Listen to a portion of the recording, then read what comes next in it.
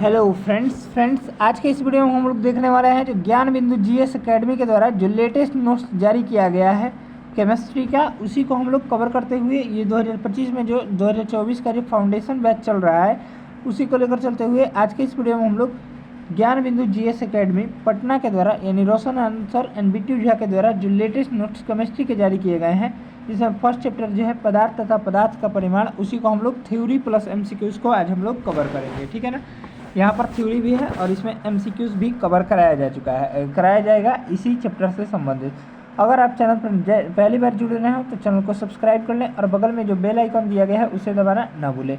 आइए वीडियो को बिना देरी किए स्टार्ट कर लेते हैं। फर्स्ट दिया गया है यहाँ से पदार्थ तथा पदार्थ का वर्गीकरण, matter and classification of matter. तो आइए हम लोग शुरू कर लेते हैं।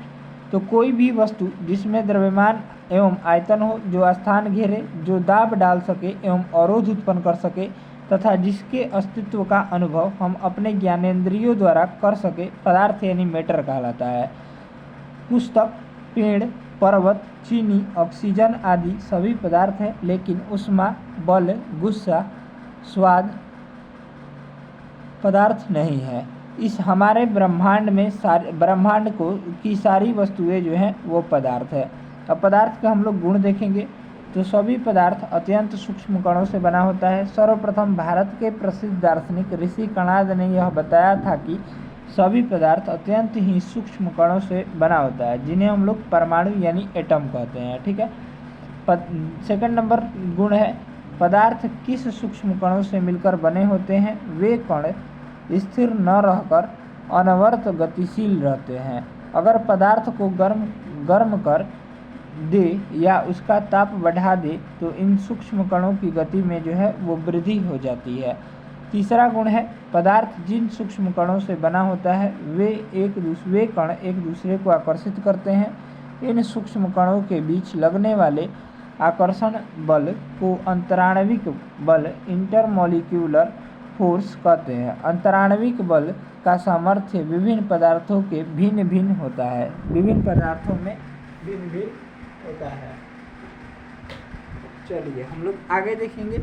यहाँ पर अगला दिया गया है पॉइंट 4 नंबर गुण, पदार्थ के सूक्ष्म कणों के बीच कुछ न कुछ खाली स्थान होता है, जिसे अंतराणविक स्थान इंटरमॉलिक्यूलर स्पेस कहते हैं। ठीक है, काफ़ी इंपॉर्टेंट है लाइन। 5 नंबर गुण देखिए, सभी पदार्थ अत्यंत ही सूक्ष्म कणों से बना होता है, परंतु विभिन्न पदार्थ सूक्ष्म कण एक जैसे, विभिन्न पदार्थों के सूक्ष्म कण जो है वो एक जैसे नहीं होते हैं, यानी अलग अलग होते हैं। चलिए अब हम लोग यहाँ पर पदार्थ के गुण देखेंगे। पदार्थ के गुण देख लिए। अब हम लोग यहाँ पर पदार्थ का भौतिक वर्गीकरण देखेंगे, यानी फिजिकल क्लासिफिकेशन ऑफ मैटर देख लिए। ठीक है, आइए हम लोग देख लेते हैं। पदार्थ को भौतिक अवस्था के आधार पर मुख्यतः 3 भागों में ठोस, द्रव तथा गैसों में वर्गीकृत किया गया है। पदार्थ के ठोस, द्रव तथा गैसीय अवस्था के अलग अलग विशेषताएं होती है। तो पदार्थ की ठोस अवस्था हम लोग पहला देखेंगे। पदार्थ की ठोस अवस्था क्या होती है? तो पहला है सॉलिड स्टेट ऑफ मैटर। तो ठोस पदार्थ के सूक्ष्म कणों की सजावट क्रमबद्ध होती है। ठोस पदार्थ के आकृति तथा आयतन जो है वो निश्चित होते हैं, यानी जिन पदार्थों के आकार और आकृति दोनों निश्चित हो और आयतन भी, उन्हें ठोस पदार्थ कहते हैं। सेकंड है ठोस पदार्थ में अंतराणविक स्थान बहुत कम तथा अंतराणविक बल अत्यंत प्रबल होता है, यानी इनके घटक कण जो है एक दूसरे से पूरे सटे हुए होते हैं। ठीक है, इनके बीच का स्थान जो है वो बहुत ही कम होता है, सभी एक दूसरे को छू रहे होते हैं और यही बता रहा है। और इसका आयतन जो है अंतराणविक बल अत्यंत प्रबल होता है। थर्ड नंबर देखिए, ठोस पदार्थ पर यदि बाहरी बल लगाया जाए तो इसके आकार एवं आयतन में परिवर्तन लगभग न के बराबर होता है। ठोस पदार्थ पर दाब का भी विशेष प्रभाव नहीं पड़ता है। चलिए अगला देखिए, यहाँ पर 4 नंबर दिया गया है। ठोस पदार्थ का द्रव्यमानांक, जिसको हम लोग मेल्टिंग पॉइंट तथा क्वथनांक, बॉइलिंग पॉइंट तथा घनत्व डेंसिटी द्रव तथा गैसीय पदार्थों के अपेक्षा जो है वो काफ़ी उच्च होता है। ये भी याद रखिएगा, इम्पोर्टेंट है, एग्जाम में डायरेक्ट यहाँ से क्वेश्चन बनता है। 5 नंबर देखिए, ठोस पदार्थ में अंतराणविक बल प्रबल होने के कारण ये काफ़ी जो है हार्ड होते हैं तथा दृढ़ यानी रिजिड यानी कठोर होते हैं।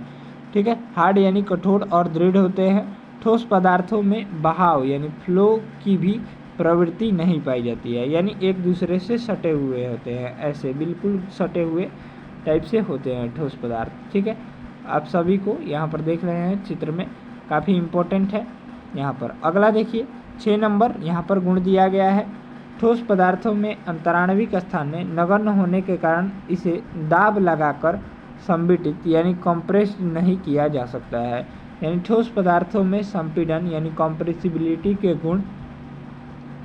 गुण जो है वो नहीं पाए जाते हैं। चलिए अगला देखिए 7 नंबर, सामान्य ताप पर ठोस पदार्थ न तो गैस के तरह विसरित यानी डिफ्यूजन होते हैं और न ही द्रव की तरह वाष्पीकृत यानी इवोपरेशन होते हैं। ठीक है, 8 नंबर देखिए, ठोस पदार्थों को गर्म करने पर या उष्मा देने पर उसमें प्रसार एक्सपेंशन बहुत ही कम होता है तथा ठंडा करने पर इसमें संकुचन यानी कॉन्स्ट्रक्शन बहुत ही कम होता है। ठीक है, अब ठोस पदार्थों के प्रकार देखेंगे हम लोग। ठोस पदार्थ के 2 प्रकार के होते हैं, कौन कौन? क्रिस्टलीय ठोस और अक्रिस्टलीय ठोस। ठीक है, क्राइस्टलाइन सॉलिड और एमॉर्फस सॉलिड। ठीक है, तो आइए हम लोग देख लेते हैं क्रिस्टलीय ठोस। क्रिस्टलीय ठोस ही वास्तविक ठोस होते हैं, इसे रवादार ठोस भी कहते हैं। क्रिस्टलीय ठोस पदार्थ के निम्नलिखित विशेषता पाई जाती है। क्रिस्टलीय ठोसों में पदार्थ में निम्नलिखित विशेषताएं पाई जाती है। पहला विशेषता क्या है? तो इस ठोस पदार्थ के कण अणु या परमाणु जिसको बोलते हैं नियमित रूप से व्यवस्थित रहते हैं तथा इसकी निश्चित जो है वो ज्यामितीय आकृति होती है। ठीक है, और इस ठोस सेकंड है, इस ठोस पदार्थ के आयतन पर ताप एवं दाब का अत्यंत न्यून प्रभाव पड़ता है तथा इसके निश्चित द्रव्यराशिक होते हैं। अगला देखिए, ये ठोस पदार्थ असमदैशिक यानी होते हैं, अर्थात इसके भौतिक गुण विभिन्न दिशाओं में भिन्न भिन्न होते हैं। क्रिस्टलीय ठोस पदार्थ के उदाहरण जो हैं वो चीनी है, लवण है आदि। ठीक है, ये सभी जो है क्रिस्टलीय ठोस के उदाहरण हैं। चलिए अगला देखिए, यहाँ पर दिया गया है अक्रिस्टलीय ठोस। अक्रिस्टलीय ठोस एमॉर्फस सॉलिड। अक्रिस्टलीय ठोस को आभासी ठोस या अतिशीतल द्रव सुपर कोल्ड लिक्विड कहा जाता है। अक्रिस्टलीय ठोस में निम्नलिखित विशेषता पाई जाती है। तो पहला देखिए, इस ठोस के कण अणु या परमाणु नियमित क्रम में व्यवस्थित नहीं रहते हैं, अतः इसकी निश्चित आकृति नहीं होती है।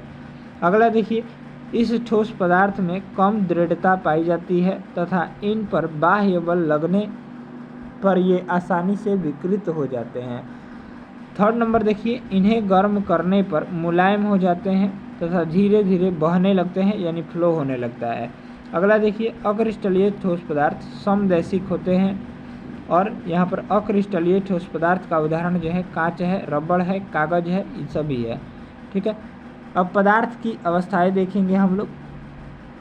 लिक्विड स्टेट्स ऑफ पदार्थ की द्रव अवस्था, तो लिक्विड स्टेट ऑफ मैटर ठोस अवस्था देख लिए। अब हम लोग द्रव अवस्था देखेंगे।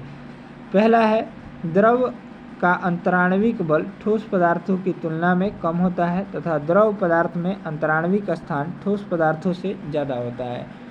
सेकंड है, द्रव पदार्थ का आयतन जो है वो निश्चित होता है परंतु आकृति जो है वो निश्चित नहीं होती है। जैसे हम लोग ले लिए ये एक बीकर में इतना पानी भर दिए, पानी ये सब है, तो इसका जो है आयतन निश्चित रहेगा लेकिन आकृति जो है कोई पानी यहाँ पर रहेगा, कोई यहाँ पर रहेगा, कोई यहाँ पर रहेगा। ठीक है, आकृति जो है वो निश्चित नहीं होती है। द्रव पदार्थ को जिस बर्तन में रखा जाता है वह उसी आकृति को ग्रहण कर लेते हैं, यानी इनके घटक कण जो हैं वो दूर दूर होते हैं और ठोस पदार्थों के पूरे सटे सटे होते हैं, ऐसे पूरा घनाकार। अगला देखिए, यहाँ पर द्रव पदार्थ का घनत्व द्रवणांक तथा क्वथनांक ठोस पदार्थों की तुलना में कम होते हैं।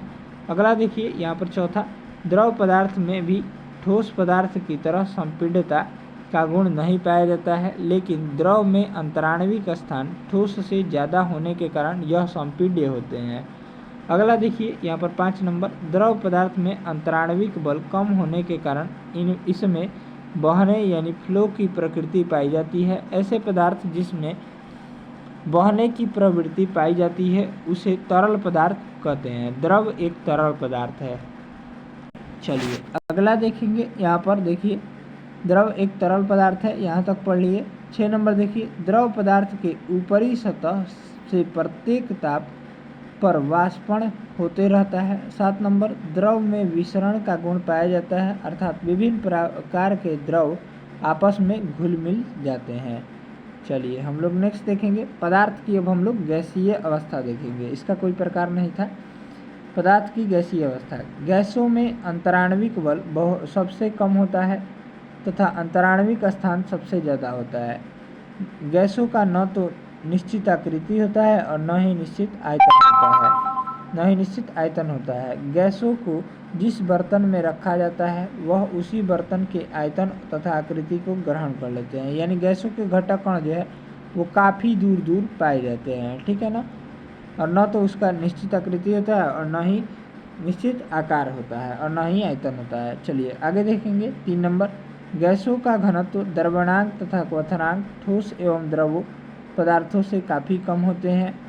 4 नंबर, गैसों में अंतराण्विक स्थान काफ़ी ज़्यादा होते हैं जिसके कारण गैसों में संपीड्यता का गुण पाया जाता है। चलिए अगला देखिए, यहाँ पर दिया गया है गुण पाया जाता है।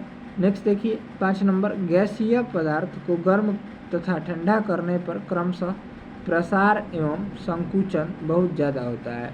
6 नंबर देखिए, घनत्वों में अंतर रहते हुए भी विभिन्न गैसों में परस्पर मिश्रित हो जाने की प्रवृत्ति पाई जाती है। गैसों में पाई जाने वाली इस प्रवृत्ति को विसरण यानी डिफ्यूजन कहते हैं। 7 नंबर देखिए, गैसों को जिस बर्तन में बंद बर्तन में रखा जाता है उस बर्तन के सभी दीवारों पर गैसों के दाब पर आरोपित किया जाता है, ठीक है। चलिए अगला देखिए, पदार्थ की जो है चौथी अवस्था। हम लोग मुख्य रूप से 3 अवस्थाएं होती है और ये चौथी अवस्था है फोर्थ स्टेट ऑफ मैटर।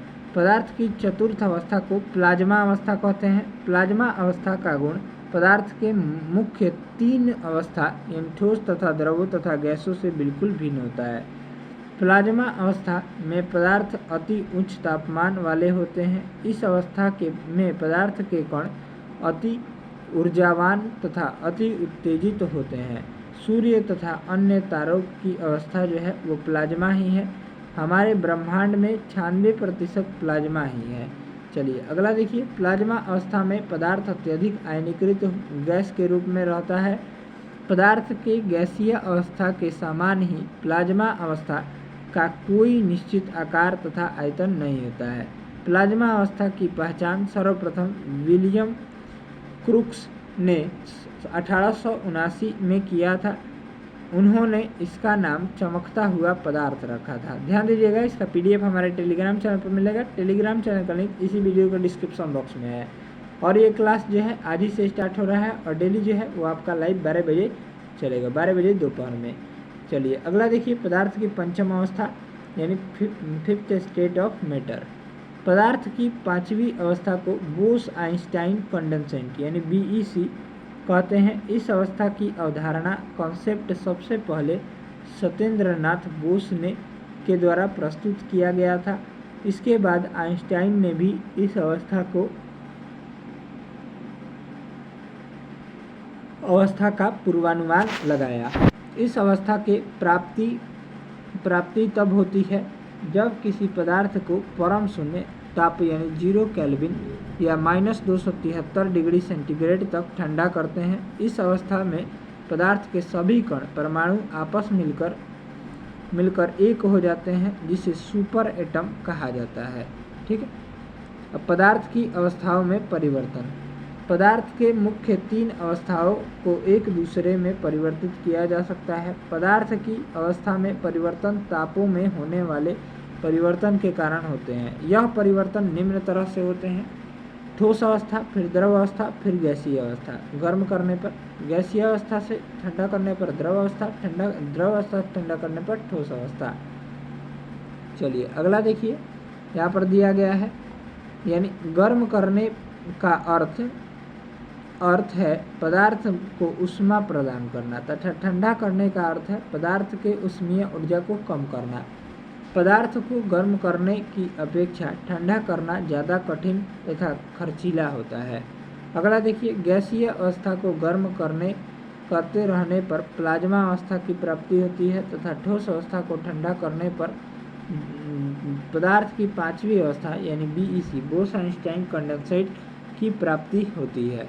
चलिए अगला देखेंगे, यहाँ पर पदार्थ के अवस्था परिवर्तन से संबंधित परिभाषित शब्द, पदार्थ की अवस्था परिवर्तन से संबंधित परिभाषित शब्द। तो आइए हम लोग देख लेते हैं पदार्थ के अवस्था परिवर्तन में संबंधित जो है वो परिभाषित शब्द देखेंगे। यहाँ पर पहला है द्रवणांक। मेल्टिंग पॉइंट किसे कहते हैं? तो ठोस पदार्थ जिस ताप पर द्रव अवस्था में परिणित हो जाता है उस ताप को ठोस का द्रवणांक कहते हैं। ठोस पदार्थ का द्रव में बदलना गलना कहलाता है। चलिए अगला देखिए, यहाँ पर दिया गया है अगला हिमांक। सेकंड नंबर है हिमांक, फ्रीजिंग पॉइंट। जिस ताप पर द्रव पदार्थ ठोस अवस्था में बदल जाते हैं उस ताप को द्रव पदार्थ का हिमांक कहा जाता है। द्रव पदार्थ का ठोस अवस्था में आना जो है वो जमना कहलाता है। चलिए तीसरा देखिए, क्वथनांक यानी बॉइलिंग पॉइंट। जिस ताप पर द्रव पदार्थ गैसीय अवस्था यानी भाप में परिणित होते हैं उस ताप को द्रव का क्वथनांक कहते हैं। द्रव पदार्थ का गैसीय अवस्था यानी भाप में आना क्वथन कहलाता है। चलिए अगला देखिए, संघनन बिंदु, कोड्रेशन पॉइंट। जिस ताप पर गैसीय पदार्थ द्रव अवस्था में परिणित हो जाता है उस ताप को गैसीय पदार्थ के संघनन बिंदु कहा जाता है। गैसीय पदार्थ का द्रव में बदलना संघनन कहलाता है। चलिए अगला देखेंगे, यहाँ पर दिया गया है किसी एक पदार्थ का हिमांक तथा गलनांक एक ही ताप बिंदु होते हैं और इस ताप बिंदु पर ठोस तथा द्रव परस्पर तापीय साम्य थर्मल इक्विलिब्रियम पर होते हैं। चलिए अगला देखिए, किसी एक पदार्थ के क्वथनांक तथा संघनन बिंदु एक ही ताप बिंदु होते हैं तथा इस ताप बिंदु पर द्रव तथा गैस तापीय साम्य में होते हैं। चलिए अगला देखेंगे, पदार्थ का रासायनिक वर्गीकरण, केमिकल क्लासिफिकेशन ऑफ मैटर। पहले हम लोग फिजिकल वर्गीकरण देखें, उसके बाद से रासायनिक यानी केमिकल हम लोग देखेंगे। तो आइए, रासायनिक वर्गीकरण के आधार पर पदार्थ को 3 भागों में बांटा गया है, तत्व, यौगिक यानी एलिमेंट, कंपाउंड तथा मिक्सचर। तत्व तथा यौगिक को शुद्ध पदार्थ प्योर मैटर तथा मिश्रण को अशुद्ध पदार्थ इम्प्योर यहाँ पर मैटर कहा जाता है। पदार्थ का प्रकृति का मूल पदार्थ जो है वो तत्व है। यौगिक तथा मिश्रण का निर्माण तत्व के द्वारा ही होता है। चलिए अगला देखेंगे हम लोग, तत्व, एलिमेंट किसे कहते हैं? तो तत्व में निम्नलिखित गुण पाए जाते हैं। पहला है, तत्व ऐसे पदार्थ हैं जिसे भौतिक तथा रासायनिक विधियों द्वारा न तो 2 या 2 से अधिक पदार्थों में विभाजित किया जा सकता है और न ही इसे बनाया जा सकता है। चलिए अगला देखेंगे, यहाँ पर अगला पॉइंट दिया गया है, तत्व एक ही प्रकार के कण परमाणु से बने होते हैं। तत्व के सूक्ष्मतम कण को ही परमाणु कहते हैं। ठीक है, याद रखिएगा। अब तक कुल जो है 118 तत्वों की खोज की गई है। एक तत्व का गुण दूसरे तत्व के गुण से भिन्न होते हैं। तत्वों को रासायनिक संकेत के द्वारा दर्शाया जाता है। तत्व साधारण ताप एवं दाब पर ठोस, द्रव तथा गैस तीनों ही अवस्थाओं में पाए जाते हैं। तत्व के कुछ उदाहरण देख लीजिए, ऑक्सीजन हो जाएगा, सोना हो जाएगा, Au, पारा Hg हो जाएगा, लोहा Fe हो जाएगा, क्लोरीन Cl हो जाएगा। चलिए हम लोग अगला देखेंगे। यहाँ पर वीडियो थोड़ा लंबा जाएगा क्योंकि ऑब्जेक्टिव और प्लस थ्योरी ये भी कराना है, MCQs। तत्व को भौतिक तथा रासायनिक गुणों के आधार पर निम्न भागों में वर्गीकृत किया जाता है।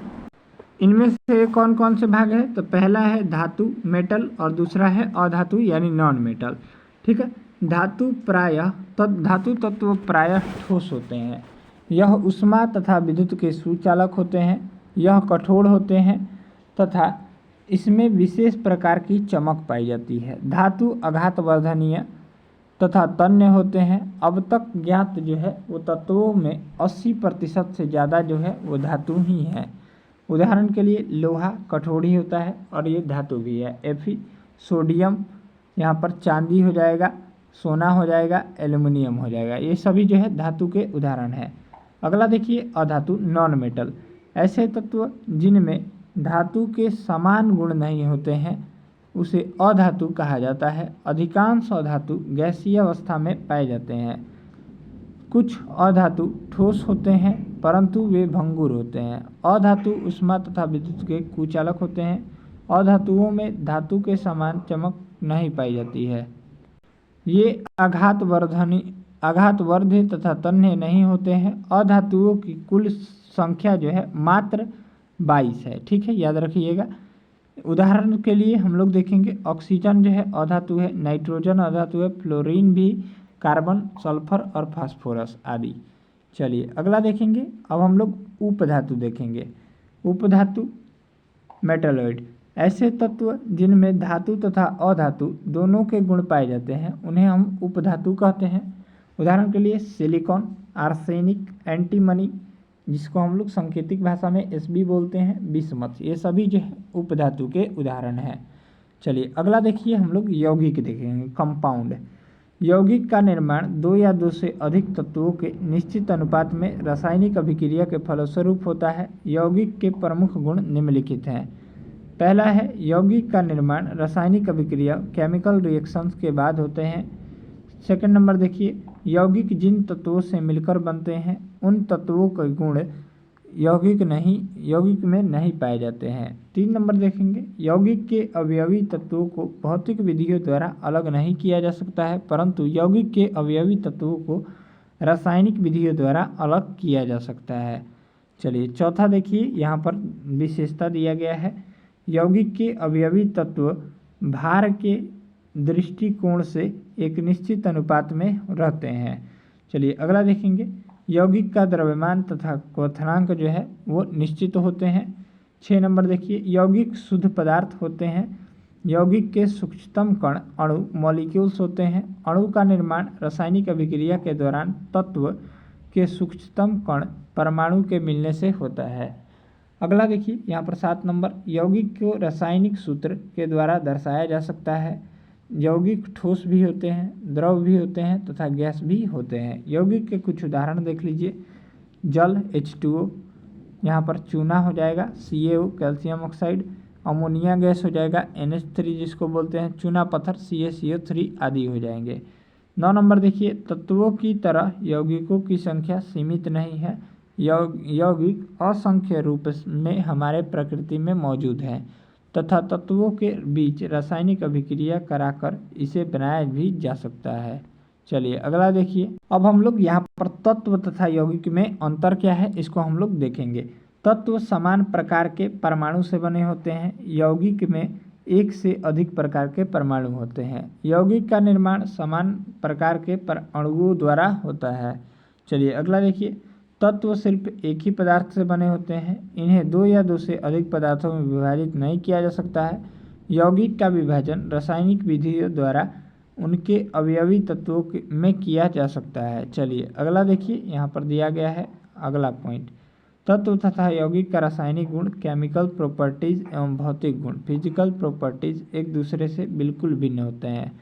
चौथा देखिए, यहाँ पर तत्वों में अपरूपता की घटना पाई जाती है जबकि यौगिकों में अपरूपता प्रदर्शित नहीं करते हैं। चलिए, तत्वों में समावयवता की घटना नहीं पाई जाती है जबकि यौगिक समावयवता प्रदर्शित करते हैं।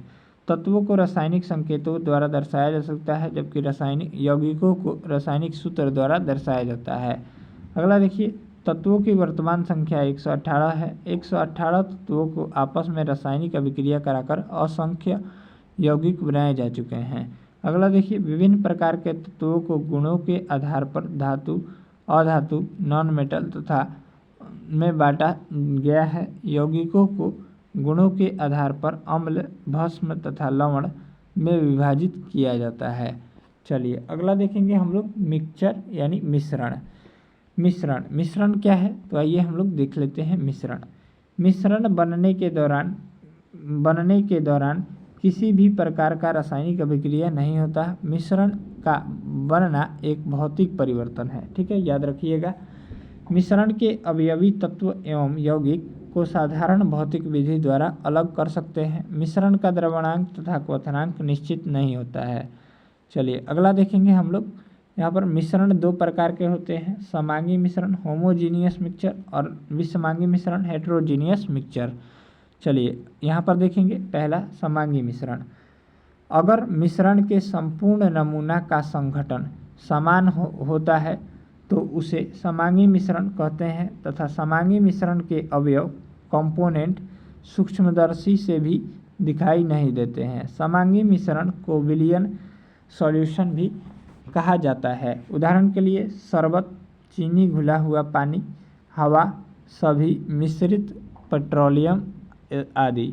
विषमांगी मिश्रण देखिए हेटेरोजीनियस मिक्सचर, वैसे मिश्रण जिसके संपूर्ण नमूने का संगठन एक समान नहीं रहता है उन्हें विषमांगी मिश्रण कहा जाता है। विषमांगी मिश्रण के अवयव को खुली आंखों से अथवा सूक्ष्मदर्शी से देखा जा सकता है। विषमांगी मिश्रण को निलंबन तथा कोलाइड्स में बांटा जाता है। अधिकांश विषमांगी मिश्रण ही होते हैं। चलिए अगला देखिए। उदाहरण के लिए प्रदूषित हवा, प्रदूषित जल, मक्खन, पनीर, दूध, रक्त इत्यादि। चलिए नेक्स्ट देखेंगे हम लोग। भौतिक अवस्था ठोस, द्रव एवं गैस के आधार पर मिश्रण को निम्न भागों में विभाजित किया जा सकता है। ठोस मिश्रण पीतल, सोने और आभूषण का। चलिए ठोस का द्रव में मिश्रण अमलगम, जल में घुला ग्लूकोज, ये सभी बनता है। ठोस के गैस में मिश्रण से धुआं, खेती योग्य भूमि का निर्माण होता है। चलिए द्रव का द्रव में जल में घुला शराब, एल्कोहल, पेट्रोल, डीजल का मिश्रण। द्रव का गैस में पानी पीने वाला जल और सॉफ्ट ड्रिंक्स। चलिए 6 नंबर देखिए। गैस का गैस में मिश्रण हवा तथा हीलियम। चलिए अगला देखिए। मिश्रण के अवयवों को अलग करने की प्रमुख विधियाँ। मिश्रण के अवयवों को अलग करने की प्रमुख विधि कौन कौन सी है? तो पहला है आसवन। आसवन देखिए, आसवन विधि में द्रव को गर्म करके वाष्प में बदला जाता है। उसके बाद वाष्प को ठंडा कर पुनः द्रव को प्राप्त कर लिया जाता है। आसवन विधि के द्वारा ठोस द्रव मिश्रण से ठोस तथा द्रव को अलग किया जाता है। चलिए अगला देखिए। यहाँ पर दिया गया है आसवन विधि में पहले वाष्पीकरण इवोपोरेशन तथा उसके बाद संघनन कंडेंसन किया जाता है। चलिए अगला देखिए। आसवन विधि द्वारा वैसे मिश्रण को अलग किया जा सकता है जिनके अवयवों के क्वथनांक का अंतर कम से कम 25 डिग्री सेंटीग्रेड या इससे अधिक है। नेक्स्ट देखिए। पीने वाले पानी से आसुत जल डिस्टिलेट आसवन विधि द्वारा प्राप्त किया जा सकता है। आसवन विधि द्वारा समुद्री जल से पीने वाले जल प्राप्त किया जा सकता है। चलिए नेक्स्ट देखिए। प्रभाजी आसवन, सेकेंड नंबर। प्रभाजी आसवन देखेंगे, यहाँ पर दिया गया है।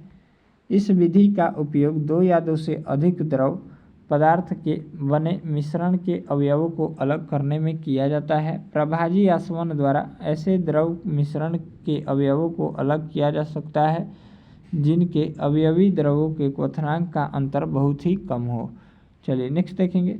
यहाँ पर दिया गया है प्रभाजी आसवन में भिन्न भिन्न द्रवों को उनके क्वथनांक के अनुसार अलग करता है। निम्न क्वथनांक वाले द्रव पहले आश्रित होते हैं तथा उच्च क्वथनांक वाले द्रव बाद में आश्रित होते हैं। चलिए नेक्स्ट देखेंगे। यहाँ पर हम लोग अगला देखेंगे। यहाँ पर हम लोग देख लिए हैं। यहाँ पर द्रव बाद में आश्रित होते हैं। चलिए एल्कोहल जल मिश्रण, एसीटोन जल मिश्रण तथा एल्कोहल एसीटोन मिश्रण को प्रभाजी आसवन विधि द्वारा पृथक किया जा सकता है, सेपरेट किया जा सकता है। चलिए अगला देखिए। पेट्रोलियम के विभिन्न अवयव जैसे पेट्रोल, डीजल, केरोसिन तथा वायु के विभिन्न अवयव जैसे नाइट्रोजन, ऑक्सीजन को प्रभाजी आसवन विधि द्वारा ही पृथक किया जाता है। तीसरा विधि जो है हमारा ऊर्ध्वपातन, जिसको हम लोग इंग्लिश में सब्लिमेशन बोलते हैं। कुछ ठोस पदार्थ को गर्म करने पर वह बिना पिघले वाष्प में परिणत हो जाते हैं। इस प्रक्रिया को ऊर्ध्वपातन कहते हैं। जिस पदार्थ जिस ठोस पदार्थ में यह गुण पाया जाता है वे ऊर्ध्वपातीज पदार्थ सब्लिमेट सब्सटेंस कहलाता है या कहते हैं। ठोस पदार्थ को गर्म करने पर डायरेक्ट जो है वो द्रव अवस्था में बिना आए सीधे गैस में परिवर्तन जो है वो ऊर्ध्वपातन कहलाता है, यानी और गैसीय अवस्था को ठंडा करने पर ठोस अवस्था में परिवर्तित हो जाता है। प्रमुख ऊर्ध्वपातीज खनिज कौन कौन से हैं? खनिज पदार्थ जो है वो सूखा बर्फ यानी ठोस CO2, नफेथलीन की गोलियां, Kapoor, iodine, caffeine, ammonium chloride, ये सभी जो है बार बार एग्जाम में पूछे जाते हैं।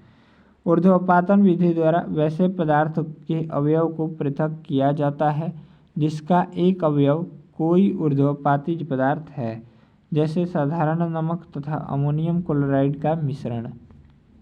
चलिए हम लोग अगला यहाँ से देखेंगे। अब हम लोग इसको देख लिए। चलिए अब हम लोग चौथा विधि क्रोमेटोग्राफी को हम लोग देखेंगे। ऐसे मिश्रण जिसमें दो या दो से अधिक ठोस विलेय सॉल्यूट अत्यंत ही कम मात्रा में एक ही विलायक सॉल्वेंट में घुला रहता है के अवयवों को क्रोमेटोग्राफिक तकनीकी द्वारा अलग किया जाता है।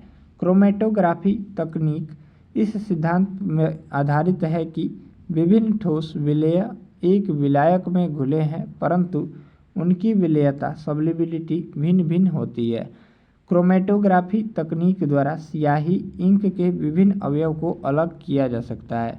चलिए अगला देखिए, यहाँ पर दिया गया है क्रोमेटोग्राफी तकनीक का इस्तेमाल अपराध से जुड़े जांच में भी किया जाता है। मानव के किसी भी अंग में सूक्ष्म से सूक्ष्म मात्रा में उपस्थित पदार्थ की पहचान क्रोमेटोग्राफी द्वारा ही किया जाता है।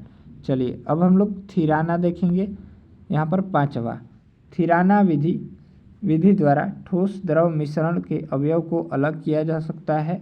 यहाँ पर ऐसे द्रव जिनमें अविलेय ठोस पदार्थ मिले हैं को कुछ समय तक एक बर्तन में स्थिर रखने पर ठोस पदार्थ बर्तन की पेंदी में जम जाते हैं। यह प्रक्रिया थिराना कहलाती है तथा बर्तन की पेंदी में बैठे ठोस पदार्थ को तलछट कहते हैं यानी सेडिमेंट कहते हैं। नदी के गंदे जल से बड़े बड़े ठोस कण वाले अशुद्धि को थिराना विधि द्वारा ही अलग किया जाता है। चलिए प्रमुख मिश्रण तथा उनके अवयव को अलग करने की प्रक्रिया। प्रदूषित जल का शुद्धिकरण। नदी, तालाब, झील इत्यादि के जल पीने योग्य नहीं होते हैं। इन्हें पीने योग्य बनाने हेतु इस प्रक्रिया से गुजरना पड़ता है। सेकंड नंबर देखिए, सबसे पहले नदी, तालाब आदि के जल को थिराना का टंकी में ले जाकर थोड़ा सा फिटकिरी पोटाश एलम जिसको बोलते हैं मिला देते हैं। फिटकिरी के प्रभाव से ठोस कण जैसे गंदगी टंकी के नीचे बैठ जाते हैं, जिसके बाद ऊपर के स्वच्छ जल को दूसरे टंकी जिसे फिल्ट्रेशन टैंक कहते हैं में लाया जाता है। चलिए फिल्ट्रेशन टैंक में जल को महीन बालू, कंकड़, पत्थर के स्तरों से गुजारा जाता है जिससे जल में उपस्थित सूक्ष्म ठोस गंदगी अलग हो जाती है। चलिए अगला देखिए, फिल्ट्रेशन टैंक से प्राप्त जल में क्लोरीन या विरंजक चूर्ण ब्लीचिंग पाउडर मिलाया जाता है जिससे जल में उपस्थित हानिकारक सूक्ष्मजीव नष्ट हो जाते हैं। इसके बाद पानी जो है वो पीने योग्य हो जाता है। चलिए अब हम लोग अगला देखिए, यहाँ पर दिया गया है बारूद के अवयव का पृथक्करण। बारूद पोटेशियम नाइट्रेट KNO3 या सोरा, गंधक सल्फर तथा चारकोल COAl का मिश्रण है। सबसे पहले बारूद को जल में घुलाया जाता है। जल में केवल सोरा KNO3 ही घुलता है, सल्फर तथा चारकोल नहीं घुलते। चारकोल तथा सल्फर को छानकर अलग करते हैं तथा शेष जल और सोरा के विलयन का वाष्पण करने पर सोर अलग हो जाता है। नेक्स्ट देखेंगे, गंधक तथा चारकोल के मिश्रण को कार्बन डाइऑक्साइड CO2 के विलयन में घुलाते हैं। CH2 में गंधक घुल जाता है परंतु चारकोल में नहीं। चारकोल को छानकर अलग कर लेते हैं तथा गंधक तथा CH2 के विलयन से वाष्पन विधि द्वारा गंधक को अलग कर लेते हैं। चलिए यौगिक तथा मिश्रण में अंतर देखिए। यौगिक रासायनिक अभिक्रिया के फलस्वरूप बनते हैं। मिश्रण जो है, मिश्रण के निर्माण में कोई रासायनिक अभिक्रिया नहीं होती है। सेकंड देखिए, यौगिक के अवयवी तत्व साधारण भौतिक विधि जैसे वाष्पन, आसवन, ऊर्ध्वपातन द्वारा अलग नहीं किया जा सकता है, जबकि मिश्रण के अवयवी तत्व या यौगिक को भौतिक विधियों द्वारा अलग किया जा सकता है। थर्ड नंबर देखिए, यौगिक में उनके अवयवी तत्वों का गुण नहीं पाया जाता है, जबकि मिश्रण में उनके अवयवी तत्वों का गुण पाए जाते हैं। 4 नंबर देखेंगे, मिश्रण का बनना एक भौतिक परिवर्तन है, जबकि यौगिक का बनना एक रासायनिक परिवर्तन है। 5 नंबर, यौगिक सदैव समांगी होते हैं, जबकि मिश्रण समांगी या विषमांगी हो सकता है। 6 नंबर देखिए, प्रत्येक यौगिक का एक निश्चित रासायनिक सूत्र होता है, परंतु मिश्रण का कोई निश्चित रासायनिक सूत्र नहीं होता है। 7 नंबर देखेंगे, यौगिक में उनके अवयवी तत्वों का अनुपात हमेशा नियत रहता है, जबकि मिश्रण में उनके अवयवी पदार्थों का अनुपात नियत नहीं रहता है। यौगिक शुद्ध पदार्थ होते हैं, जबकि मिश्रण शुद्ध नहीं होते हैं। चलिए अब हम लोग ये जो है डेली टेस्ट सीरीज ऑनलाइन या ऑफलाइन चल रहा है ज्ञान बिंदु जीएस एकेडमी का, इसको भी हम लोग कराएंगे। ठीक है, तो आइए हम लोग देखते हैं। अब हम लोग ऑब्जेक्टिव प्रश्न यानी अभ्यास प्रश्न को हम लोग कवर करेंगे। रिजल्ट जो है वो आपका गारंटेड है ज्ञान बिंदु जीएस एकेडमी पटना के द्वारा, कि रिजल्ट जो है आपका यहाँ से हो जाएगा। ठीक है, तो आइए हम लोग ऑब्जेक्टिव क्वेश्चन को देखें। पहले हम लोग सब्जेक्टिव देखें और फिर अब हम लोग एमसीक्यूज को कवर करेंगे। पदार्थ तथा पदार्थ का वर्गीकरण यानी मैटर तथा क्लासिफिकेशन ऑफ मैटर से संबंधित। तो आइए हम लोग फर्स्ट क्वेश्चन दिया गया है, पदार्थ उस वस्तु को कहते हैं जो जिसका अपना कुछ द्रव्यमान होता है, जिसका अपना कुछ आयतन होता है, जो अवरोध उत्पन्न कर सकता है या उपयुक्त सभी में। तो यहाँ से जो इसका राइट आंसर हो जाएगा वो हो जाएगा पदार्थ जो है वो उपयुक्त सभी हो जाएगा, यानी जिसका अपना कुछ द्रव्यमान होता है, जिसका अपना कुछ आयतन होता है, जो अवरोध उत्पन्न कर सके, उन सभी को पदार्थ कहते हैं। चलिए सेकंड नंबर प्रश्न दिया गया है, यहाँ से अगला प्रश्न, निम्नलिखित में से कौन सा एक पदार्थ नहीं है? कौन सा एक पदार्थ नहीं है? तो पदार्थ के उदाहरण बताए थे, तो इसमें से जो है बॉल जो है वो एक पदार्थ नहीं है, यानी ऑप्शन हो जाएगा डी, बाकी सभी जो है वो पदार्थ हैं। चलिए नेक्स्ट देखिए, निम्नलिखित में से कौन सा एक पदार्थ है? तो इसमें से कौन सा एक पदार्थ है? तो देखिए, तो यहाँ से जो इसका राइट आंसर हो जाएगा भोजन जो है एक पदार्थ है, यानी ऑप्शन हो जाएगा सी। चलिए नेक्स्ट देखेंगे, यहाँ पर दिया गया है निम्नलिखित में से कौन सा एक गुण पदार्थ में नहीं पाया जाता है? पदार्थ अति सूक्ष्मतम कण अणु या परमाणु का बना होता है। पदार्थ के सूक्ष्मतम कण अनवरत गतिशील होते हैं। पदार्थ के कण बीच कोई आकर्षण नहीं होता है। पदार्थ के कणों के बीच कुछ न कुछ रिक्त स्थान पाए जाते हैं। तो यहाँ पर एक गुण पदार्थ में नहीं पाया जाता है, तो ये कौन सा है? तो यहाँ से जो इसका राइट आंसर हो जाएगा वो हो जाएगा यहाँ पर सी ऑप्शन, पदार्थ के कण के बीच कोई आकर्षण नहीं होता है, जबकि हम लोग पढ़े थे कि आकर्षण होता है, यानी ऑप्शन हो जाएगा सी। चलिए नेक्स्ट देखेंगे, पदार्थ के भौतिक वर्गीकरण में निम्न में से कौन एक शामिल नहीं है? कौन एक शामिल नहीं है? तो ठोस, द्रव, गैस, ये तीनों शामिल है, धातु जो है वो शामिल नहीं है, यानी ऑप्शन हो जाएगा बी। चलिए नेक्स्ट देखेंगे, पदार्थ के मुख्य कितने अवस्था मुख्य रूप से स्टेट्स होते हैं? मुख्य रूप से 3 अवस्था होते हैं। पदार्थ के अवस्थाओं की अधिकतम संख्या जो है वो कितनी है? तो ये 5 है, देखे थे। चलिए अगला देखिए, यहाँ पर दिया गया है अगला पॉइंट, यहाँ पर अगला दिया गया है निम्नलिखित में से कौन सा एक पदार्थ नहीं है? तो ये ऊष्मा हो जाएगा, यानी ऑप्शन हो जाएगा बी। चलिए अगला देखिए, निम्नलिखित कथनों पर विचार करें। ठोस के आकार तथा आयतन निश्चित होते हैं, बिल्कुल सही बात है। द्रव के आयतन निश्चित होते हैं परंतु आकार परिवर्तनशील होते हैं, और गैस के आकार एवं आयतन दोनों ही परिवर्तनशील होते हैं।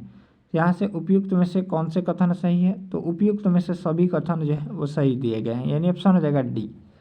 चलिए अगला देखेंगे, यहाँ पर पदार्थ के किस अवस्था में तरलता फ्लूइडिटी के अभिलक्षण पाए जाते हैं? तो द्रव अवस्था में हम लोग पढ़े थे, यानी ऑप्शन हो जाएगा बी।